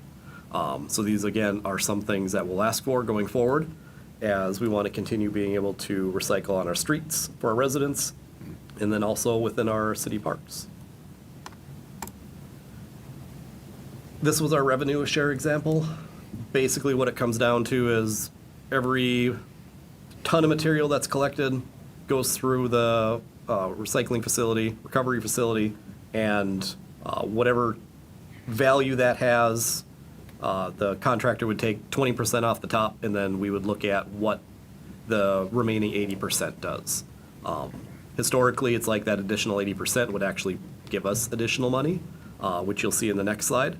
But historically, over the past, since 2020, 2022, the numbers have really fluctuated, and, we've seen just the commodity market drop, so the numbers have dropped. So this is just kind of the example of what we will put in there as what we'll be looking for, or at least based on what they propose as a revenue share, because the other part we will ask for is like what the actual processing fee will be. So every ton of material goes in, they're going to charge us for processing it. So I believe in this model, it's $74 a ton, so, which has been pretty standard over the past couple of contracts. And this is what's made the revenue risk share a little bit harder to basically predict, just like the stock market. In pre 2014 and before, it was very easy just to go with the revenue share model because it had a definite payout. Now, as we started to work through the past 10 years, wow, 10 years already, we've started to see a lot more red on the screen where the numbers have dipped, and these would be basically payments that we would make to the contractor every month to basically fill that gap between what was collected on our streets after the revenue share. This would be an additional payment that we would make them monthly to make us whole for processing. And again, it gets tricky only in regards to, as we do revenue share, our collection cost per unit is less. As shown here, basically, we pay about 67 cents up to 72 cents, I think, per unit less every month if we do revenue share. If we don't do revenue share, we get the higher price because the contractor is assuming all the risk.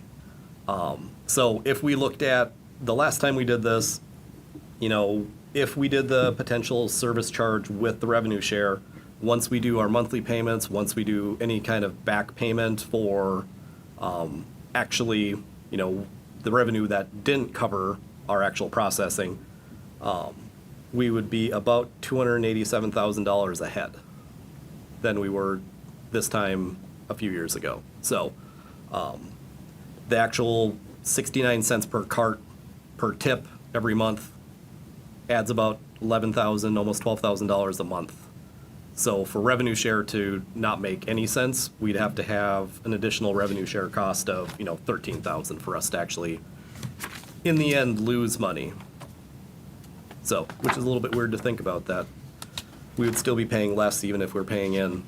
But again, that's part of the revenue share model, is we're sharing some of the risks. So again, which made this a little bit more complicated the last time we went through it. But again, now that we're looking at city-owned versus contractor-owned, city-owned carts will make this much easier. And we can look at, the grant reimbursement. And again, it's like we're looking at about $45,000 annually. And this should be a conservative number. We want to make sure that we're covering our costs. We don't get behind. We would obviously want this fund to have a little bit of cash balance in it. So when something does come up, we can just kind of go forward with, the finance director's approval, of course. We keep Ms. Petrak. Jess, Mr. Fryhammer does a nice job working with the finance director. But again, it's like assuming, no grant and reimbursement, it's like we'd be looking at $1.1 million over 15 years for capital outlay and maintenance costs. And then this slide you already saw once, so I won't go through it completely again. But again, this is kind of where we start to see the savings of, once we start looking at what the average savings have been over the last contracts. This would pay off in 15 years by actually saving the city money just by owning our carts. So now that we have step one done for looking at the city-owned carts, this will, we'll be able to update this as we get more and more information. Again, going forward, we're still looking at recycling in parks, and it's actually been, I put the slide in there just because it is nice to see that when we implemented this back in 2018, it's like we were collecting just under 3 tons, and now we're, you know, floating around 10 tons collected in our parks, just with expansion, just with people utilizing our parks, us putting carts in the correct places. That actually did a lot for us too, just with getting them out of the places that make no sense to putting them in a place where, you know, we do get a lot more traffic. So, you know, it's thanks to Eureka and our Parks Department, just with kind of the ongoing shuffle of these units around the parks. Otherwise, timeline for all of this, again, we're looking at July 24, meeting with you tonight, discussing all this, getting your feedback, and then looking at basically rolling out the RFP later this week, again, with having to make some of the DEI changes, get that cleaned up, then we can get that out and then make some other little changes. Otherwise, we're looking for responses being due in September, scoring it all, and then bringing it back to you in October, where we'd look at basically getting the contract approval to enter negotiations so we can enter a contract, which actually wouldn't start until July 1st, 2025. So again, trying to get on the front end of all of this just to make sure that we can get into basically our city budget into the environmental fund. Just because it's like we have heard that, again, costs are gonna go up, but we don't know how much they're gonna go up. So if we can plan for any kind of increase for services, and then with the cart purchase, which we have pretty well funded, we just wanna make sure that we don't get pinned behind with when all this, these new costs come in, so. Otherwise, we did bring this to the Public Works Commission on the 28th of November 23, and their comments were included in the packet. And with that, I will entertain any more questions there are about the recycling RFP. So real quick, just to comment on that time frame. So the goal is to have them back in September. That will help us, next year's recycling rate will be partially a blended rate from our current contract, since the contract transitions mid-year. So that'll be something that we'll certainly bring to the Finance Commission, and then hopefully Public Works prior to bringing recycling rates to, or utility rates to you guys. So that's why we're trying to meet that time frame For the budget. for the Next budget, year. yeah. Anyone else? Questions? Thoughts? Councilmember Schroeder.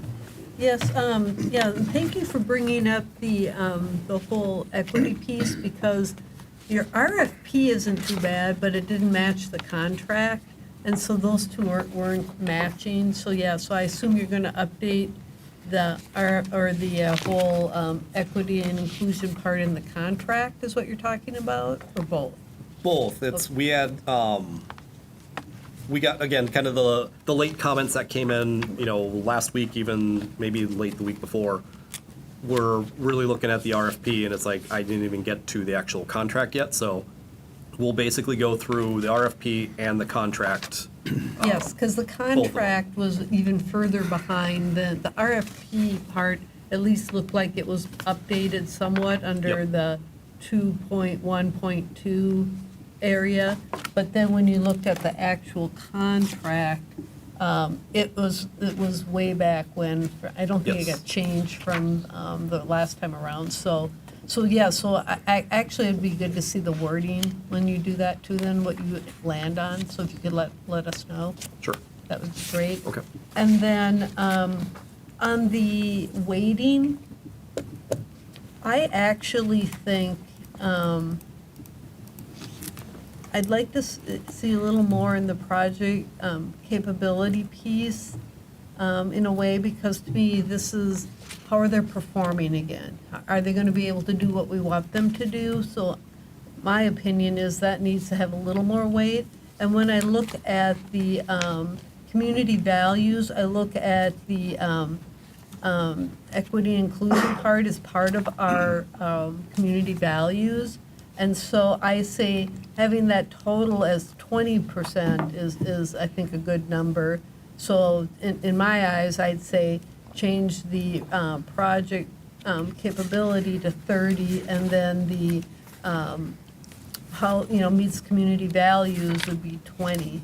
So, I mean, that's just my thought on that, because I think with this type of contract, this is, if you think about what, who they are and what they're doing, it's really about how much is it going to cost, or are they going to get it done? I mean, I think that community value piece is still important, but these other two, in my mind, are just a little bit more that we need to do, because again, it's the amount of money, and this is a service to the residents, and we want to make sure that they're going to be able to do it. So anyways, that's just my thought.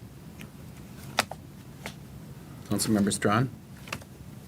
I just wanted to echo support for Councilmember Schroeder's reallocation. I feel like your assessment that equity being 20% and project capability being 30% still reflects what we need. And I think knowing that the organization can do the work is also very important.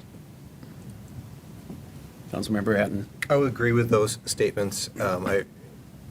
For us in government, we need to make sure we're doing things well, and so I think that project capability piece is super important. The equity piece is important. I think it puts a flag in the ground for us moving forward, but it's not as important as making sure they can roll the carts out and deal with complaints and be on time.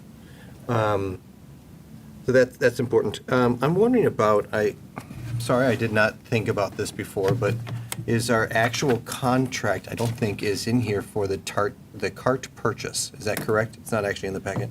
Correct, so we'll bring the cart purchase back.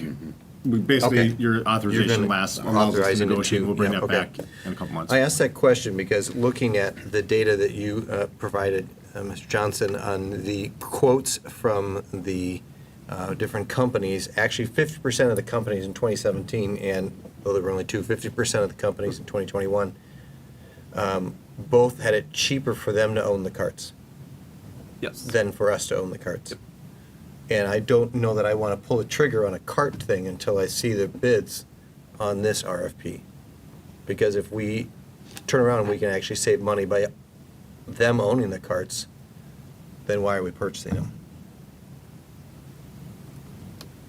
I understand that Eureka, the company we've worked with for years, it would be cheaper, but I don't know, and I don't want to presuppose that when half the time the contracts are coming in with the bid coming in cheaper for them to own the carts. So that makes sense. And I know, 50% of last year was Walters and Eureka, or 2021 when we did this. Previous to that, it was basically Walters and Republic had a cheaper city-owned. Eureka and Waste Management had a cheaper contractor-owned. It's like the very big contractors probably have an easier time, they have the carts already, and they can actually do the big rollout. And then with Eureka, theirs are already out there, so it makes a lot of sense for them to be able to pin that price as low as they can because they're there. But yes, it's we can look at timing of all this. I know it's like we'll get, again, it's like timing wise, it's like this we'll get proposals back in September. We'd look to come back here in October. If we do July now, we'd probably have a contract in place in hopefully September with for the carts. So there might be a little bit of a lag there, just with by the time the cart contract would be set, and then by the time we get information to you for the recycling RFP. But we should have plenty of time, because the cart order, if I recall, there's plenty of time for production to Yes. roll out carts in June of '25. We've got 11 months now. Yes. Right? So I guess for me, I would want the RFP to include both options still. because it was information that one should be city-owned cart, one should be contractor-owned cart, because we got different prices in those two different bid cycles that we've talked about here. And so I would want to hold that cart purchase until we see their bids and then pull that trigger, but it has to be in the RFP then, because the RFP is just assume that we're going to own them. Right. Yep. So we have to go back to that old language and ask them both ways. Yes. Yep. It'll have to get updated this week too. Councilmember Schroeder. Yes, I would support that as well, before we actually pull that trigger on that cart contract, because it makes sense. If it's going to be less money, yeah, so before we actually hand out that contract, we need to have this other piece, so it makes sense. I think that for me, this is especially true because the county's funding has changed dramatically. Yes. That really changes the funding game for us too. Yes. But either way, we're looking at 50% of those contracts coming in each direction. But losing over $200,000 in what we thought we were going to get from the county does change this equation also. It makes it a lot more expensive for us. Somehow, in the end, we pay for that. I think it's wise to do it, however, I would say that, in the saying 50% isn't exactly accurate because Eureka already had the carts, so theirs would come in, it's, two of them were lower, one of them was, Yes. and the other one would automatically be lower because they already had the carts out. So, But in the end, if someone's going to do the job well and it's going to be cheaper, then that's right. what we're doing here. Yep. And it's due diligence, we're spending taxpayers' money, so. Absolutely. Anything I'm else? sorry, you've been a lot of work, but you represented that one. So, That's why we bring it here. yeah, no, I appreciate it. You're doing good work. So do we have to go back? So we're just saying don't sign the contract, because we approved. They haven't Right. given us the We would bring the contract to approve. They have contract to back to you bring Right, at a no, but later I mean date. for the cart one. That's what I mean. Yeah, so, Yep. but if you I had to be awakened to that. Yeah, we want to make sure that, that's very clear, yes. Yeah, I think they're good. Okay. Yes. Does that timeline work? Yeah, it should work. No problem. It's just a shuffling of some things. Yeah, we'll make sure we bring the recycling RFP for your guys' approval to begin negotiations on that, which is kind of what we approved on the carts before we bring the final cart Yeah. contract. I appreciate that. Yep, perfect. Do we need to approve the RFP for Well, advertising? let's see if there's any public comment. Is there anyone from the public who wants to comment on this issue? Seeing no one, okay, let's proceed with, what was the request from staff on this one? Provide input, draft request proposal, authorize the staff to release the RFP for advertisement. So that's what the request is.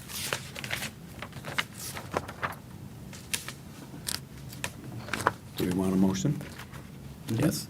I motion to approve the RFP for advertisement with the adjustments and amendments that we've discussed about here. Is there a second? Second. Second. Moved by Councilmember Strawn, seconded by Councilmember Etten. Any further discussion? We've had some, Councilmember Etten. You guys have been really flexible and given us excellent information. I know you kind of been hammered with questions tonight, but thank you for your good work. Yes, I there's a just wanted lot, to- there's a I lot feel like to it's been this. intense. So, Yeah, there is a thank you. lot. I mean, reading through the packet was like, this is a lot of information to absorb, so Yep. thank you for putting it together, and thank you for presenting it, and this is the back and forth that happens in city government, so. All those in favor say aye. Aye. Aye, opposed. That passes unanimously. Thank you very much. All right, thank you. Thank you, everyone. Oh, we have. Moving on to, this is Mr. Trudgeon is going to present the Yeah. Right, I can take control now. approval of sales tax referendum ballot question, and this is item H on the agenda, if you're looking at your agenda. Yes, thank you, Acting Mayor. So as you know, we did talk about this at our last meeting about the specific wording for the two sales tax referendum ballot questions that will be on the ballot on November 5th, 2024. The sales tax would raise dollars for construction of a new facility, Public Works and Parks Operations Facility and the License and Passport Center.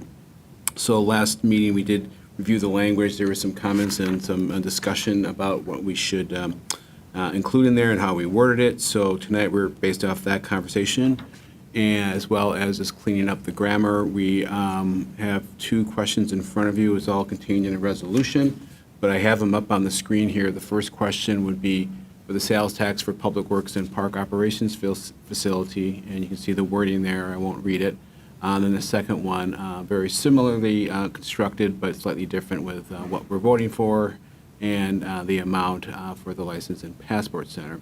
So I'll maybe stop there and see if there's any questions about the wording. As I mentioned, this is part of a larger resolution that we would pass. We do want to make sure that this gets down to the county before August 13th to get on the ballot, so we're right now well within that time frame, and if this is approved tonight, we'll get that going first thing tomorrow to get it down there to the county. So with that, I'll pause to see if there's any questions or any conversation about the 2 questions. And the heading is less than 10 words. So Yes. we've gotten that far. Yeah, I did make sure I read the rules this time. Does anyone have any thoughts or questions on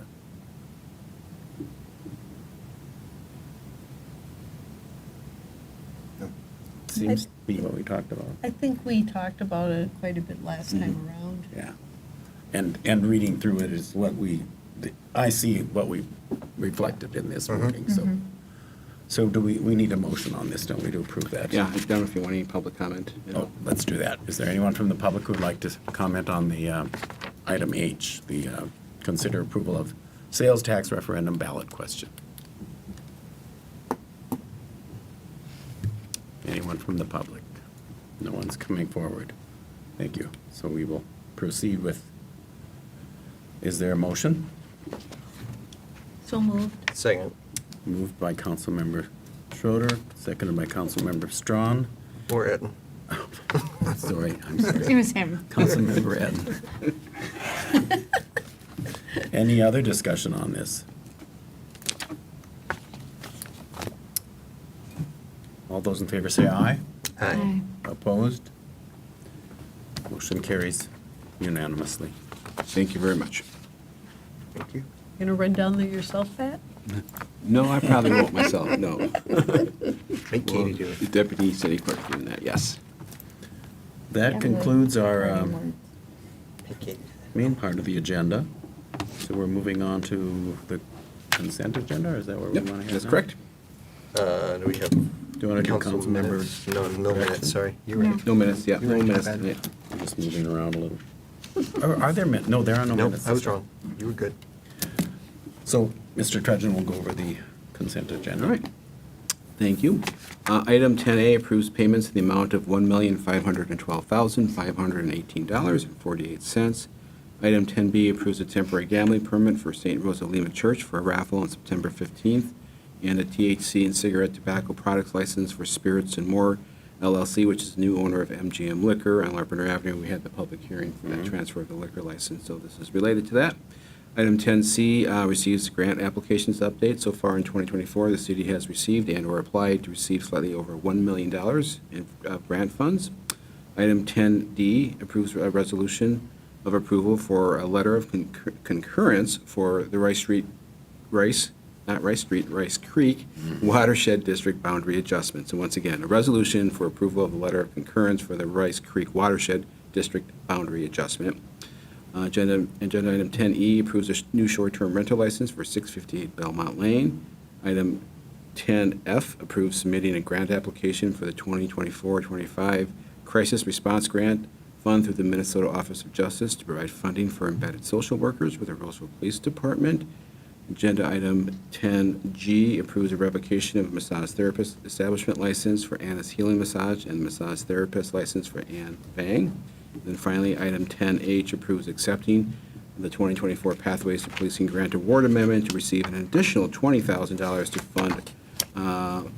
to fund our police. I'm sorry, this wording isn't written correctly here. Additional $20,000 to help fund and assist our community service officers and cadets with costs in completing their education and training.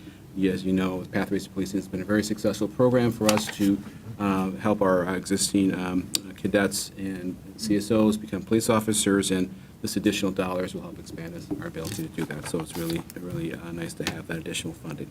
And that is the consent agenda.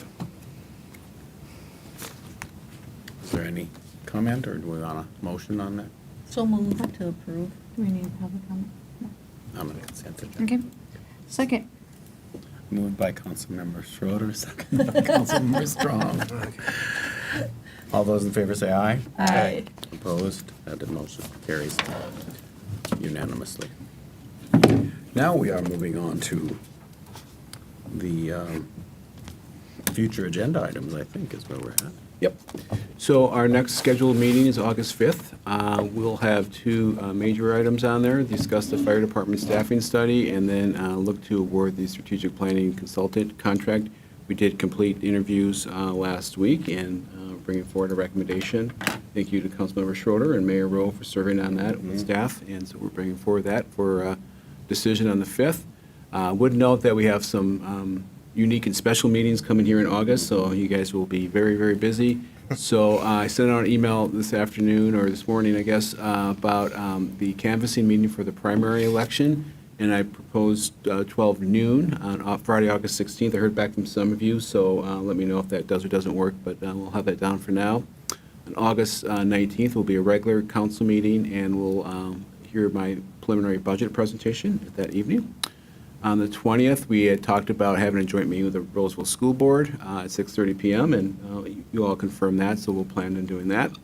On August 21st and potentially the 22nd, we would have a meeting to interview applicants for the Equity and Inclusion Commission. We'll see how many applicants we get. We're still taking applications, so please spread the word. We have a number of them, but we certainly would like to have more. So please encourage folks that you know to apply for that. And then finally, September 9th, we would look to appoint the members of the Equity Inclusion Commission if it all falls into place. And I'm sure we'll have a couple other items, but that's the only item that we've identified so far. And that is the future agenda item. That is going to be a busy week. And if I could just also mention, I shot an email to the council on Friday. As you know, the world faced a problem with CrowdStrike and impacting computers. It greatly impacted our organization, although it could have been a lot worse. About half of our computers, including mine, were out of commission on Friday. And fortunately, Metro INET was able to mobilize and really concentrate on helping police and fire and other revenue-generating places such as liquor stores, and in our case, a license center, to make sure they're still operating. I know in the license center, the state website wasn't taking any information, so even though our computers are working, 911 was up the whole time. Some of our squad, majority of our squad laptops where we use for dispatching and keeping track of everything were not working. So by Friday evening, we were able to get that all working. And I think today, out of the 800 computers that were affected by this, only about 40 left in the whole Metro INET area. So really good work. Staff was in over the weekend and overnight to make sure that happened. And it was a surprise to everybody, and not much we could do. I know it impacted people much more greatly, including missed flights and other complications. So glad that's behind us. I'm sure there'll be a lot of analyzing of what happened and how it happened. We have used CrowdStrike for cybersecurity for many years. It's the top version of things, and so a lot of entities have used it. So I'm not sure what that means for the future of that firm, but certainly it's something that's important to have, but it certainly had a major, major impact in our operations. So just want to acknowledge the great work of the Metro INET staff. Absolutely. Yeah, that was a record time to get that out, considering went on with some other organizations had trouble. Any announcements or anything happening that we have to share? No, I said have to share. The way you said that. If not, there's the last item on the agenda is to adjourn. So moved. Second. Moved by Councilmember Schroeder, seconded by Councilmember Strawn. No discussion. All those in favor say aye. Aye. Opposed? We are adjourned. 8 o'clock on the button.